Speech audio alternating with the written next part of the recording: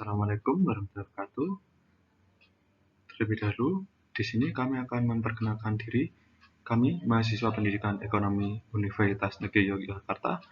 Di sini kami akan memberikan video mengenai international trade. Kami kelompok 13 dengan beranggotakan Aditya Nureka Prasetya dengan NIM 20808042410056. Yang kedua, saya sendiri Muhammad Habib Saifullah dengan NIM 208042410064. Yang ketiga, Kristina Viani dengan NIM 208042410044.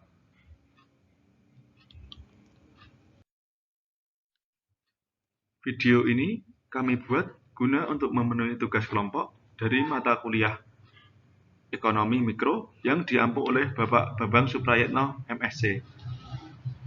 Dalam video ini, kita akan membahas mengenai materi perdagangan internasional yang terdiri dari yang pertama, hambatan alami dan hambatan buatan perdagangan internasional.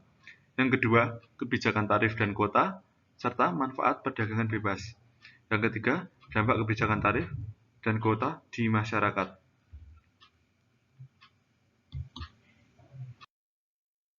Pengertian perdagangan internasional. Perdagangan internasional merupakan perdagangan yang dilakukan antar negara atau pemerintah negara yang terikat dalam suatu hubungan kerjasama yang disepakati oleh dua belah pihak.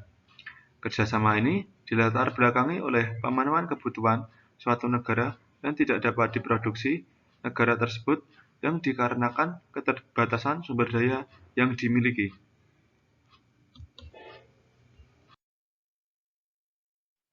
Hambatan alami. Hambatan alami adalah hambatan yang muncul secara alamiah dari negara yang melakukan perdagangan internasional.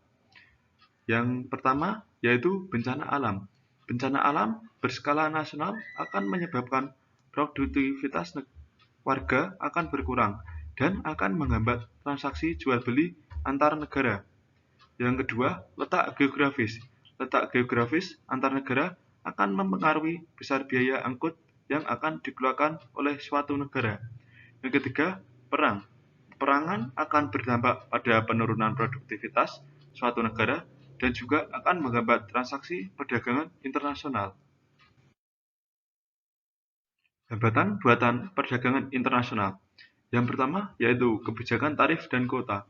Kebijakan tarif atau pembebanan pajak dan kebijakan kuota merupakan kebijakan yang menjadi suatu kebijakan perdagangan di setiap negara untuk melindungi industri. Yang kedua, kebijakan perdagangan. Setiap negara ketika akan melakukan aktivitas ekspor dan impor perlu melakukan penyesuaian terhadap perbedaan aturan perdagangan di negara yang dituju. Yang ketiga, kebijakan impor dari suatu negara. Tarif impor yang tinggi akan menaikkan harga dari barang impor tersebut, yang akan berakibat kurangnya minat masyarakat terhadap produk tersebut, dan akan menghambat transaksi perdagangan. Materi selanjutnya ialah mengenai kebijakan perdagangan internasional. Di sini kami akan membahas dua kebijakan perdagangan internasional, yakni tarif dan juga kuota. Tarif memiliki pengertian sebagai pembebanan atas barang-barang yang melintasi daerah pabean atau custom area. Sedangkan kuota merupakan suatu kebijakan pemerintah untuk membatasi barang-barang yang akan masuk dari luar negeri. Ini terdapat tiga jenis tarif. Yang pertama, bea ad valorem, yang merupakan tarif yang dihitung berdasarkan persentase tertentu terhadap nilai barang impor. Di sini kami contohkan mengenai bea masuk dari sebuah mobil. Kami misalkan harga dari satu mobil 2 juta dolar Amerika Serikat dengan harga kurs senilai Rp15.000 per 1 dolar Amerika Serikat. Dengan begitu kita dapat mengetahui harga pasar dari mobil tersebut ialah 30 miliar rupiah. 30 miliar rupiah ini diperoleh dari 2 juta dikalikan dengan 15.000. Selanjutnya, kita dapat menghitung biaya masuk dari mobil tersebut yang dihitung dengan rumus 300% yang merupakan aturan dari perhitungan tarif dikali dengan harga pasar, yaitu senilai 30 miliar rupiah. Dengan begitu, kita dapat memperoleh bea masuk dari sebuah mobil, yaitu 90 miliar rupiah. Selanjutnya, jenis tarif yang kedua, yaitu bea spesifik.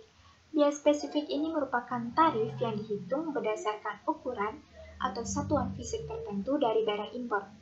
Kita ambil contoh dua barang, yaitu lemari dan juga kursi. Kita misalkan bea masuk dari lemari ialah Rp75.000 dan bea masuk dari kursi Rp25.000. Dibandingkan dengan dua barang tersebut, bisa kita bandingkan berdasarkan ukuran atau satuan fisiknya. Sudah jelas lemari lebih besar daripada kursi, sehingga biaya masuk yang diterima oleh barang lemari ini juga jauh lebih besar daripada kursi.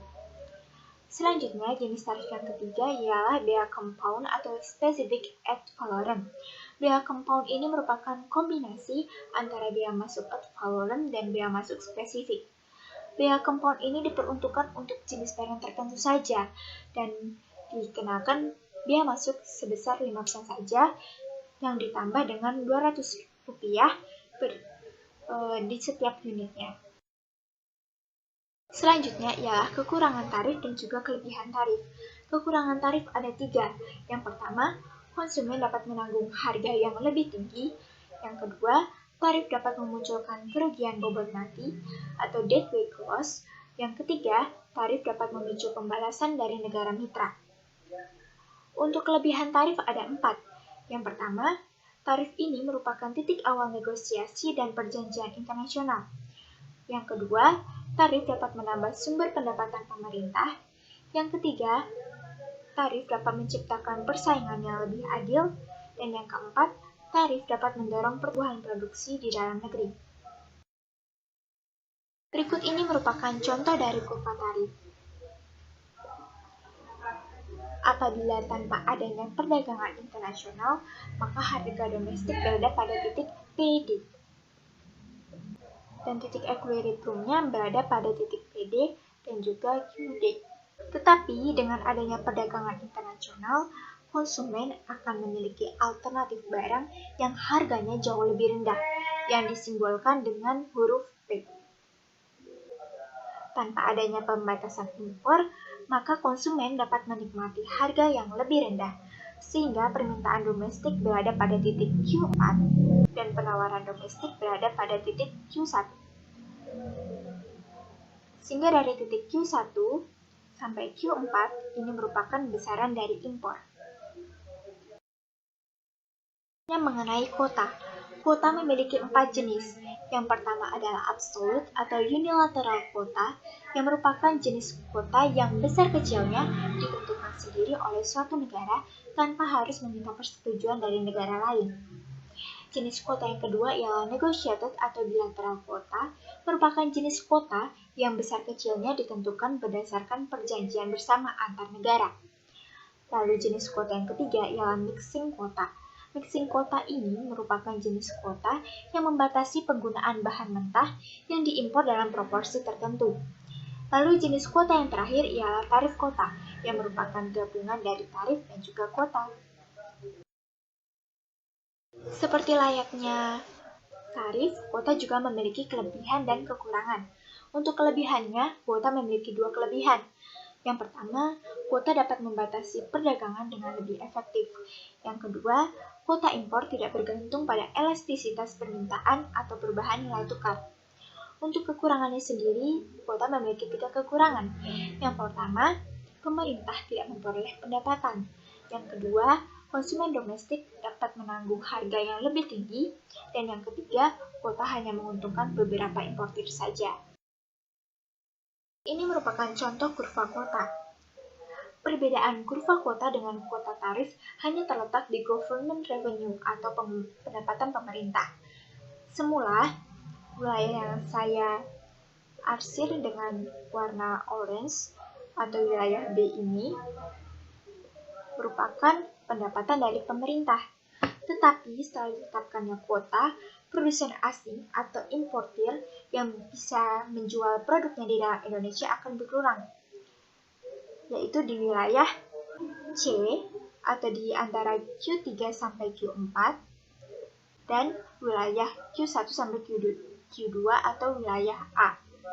Tetapi, bila di daerah B atau Q2 sampai Q3, importir bebas masuk tanpa harus dikenai pajak, dan mereka dapat menikmati harga yang lebih tinggi di pasar domestik. Bila di pasar dunia, para importir akan berada di wilayah P-World, sedangkan di pasar domestik, para importir akan berada di wilayah P-Kota. Bila dibandingkan antara kuota dan tarif, kuota jelas jauh tidak lebih menarik dikarenakan area B yang semulanya milik pemerintah tetapi harus diambil alih oleh milik produsen setelah ditetapkannya kebijakan kuota. Kemudian, bab selanjutnya mengenai manfaat pasar bebas. Tetapi sebelum itu kita harus mengetahui apa itu pasar bebas. Menurut David Ricardo, pasar bebas merupakan suatu kegiatan perdagangan luar negeri yang melibatkan lebih dari dua negara yang masing-masing di antaranya akan melakukan perdagangan tanpa ada masalah dari pihak pemerintah. Manfaat pasar bebas ini sangat beragam. Beberapa di antaranya ialah kegiatan ekspor yang dapat meningkat, peluang investor untuk menanam modal yang semakin besar, lalu peningkatan kualitas dan kuantitas produk, yang keempat, meningkatkan devisa negara, dan pasar bebas ini juga dapat meningkatkan sifat kreativitas untuk mendorong terciptanya suatu inovasi produk, dan yang terakhir, pasar bebas ini dapat memperluas lapangan pekerjaan. Untuk materi selanjutnya akan dijelaskan oleh Aditya. Yang berikutnya yaitu efek dari kebijakan tarif. Dengan adanya kebijakan tarif, tentunya hal tersebut akan mempengaruhi ekspor dan impor. Dampak dari adanya tarif ekspor sendiri yaitu meliputi penurunan harga dan jumlah produksi domestik, peningkatan konsumsi domestik, penurunan volume ekspor, dan pemberlakuan pajak ekspor untuk negara kecil akan menyebabkan harga produsen domestik lebih rendah dari harga pajak yang diberlakukan di dunia. Sementara dampaknya untuk tarif impor sendiri yaitu meliputi tarif impor berdampak pada penurunan konsumsi domestik dan kenaikan produksi domestik. Berkurangnya jumlah impor akibat tarif impor, dan tarif impor akan dibebankan pada harga jual barang atau jasa sehingga harga barang atau jasa akan bertambah tinggi.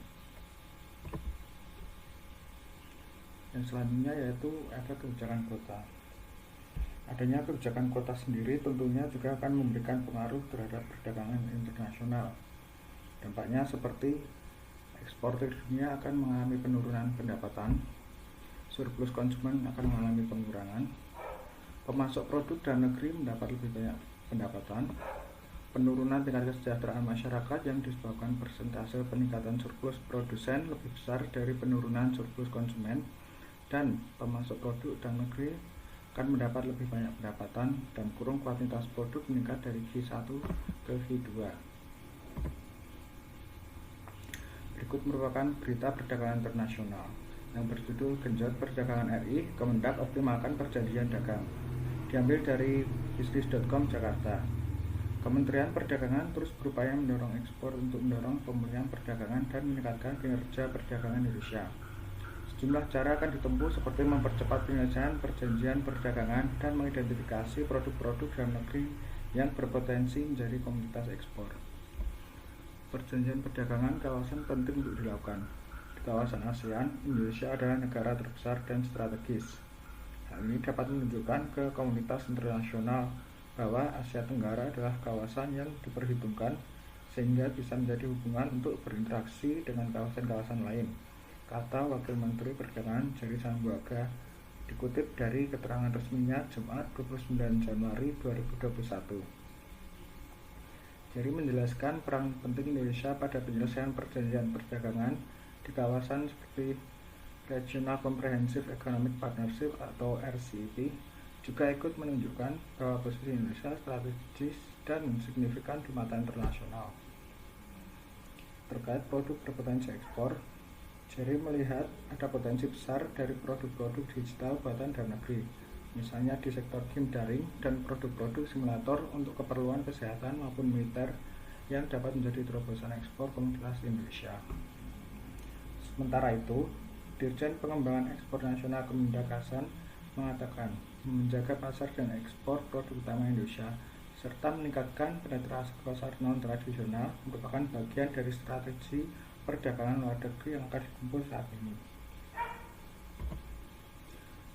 Berikut merupakan daftar pustaka atau daftar rujukan dari kelompok kami yang kami rujuk untuk menyusun materi presentasi.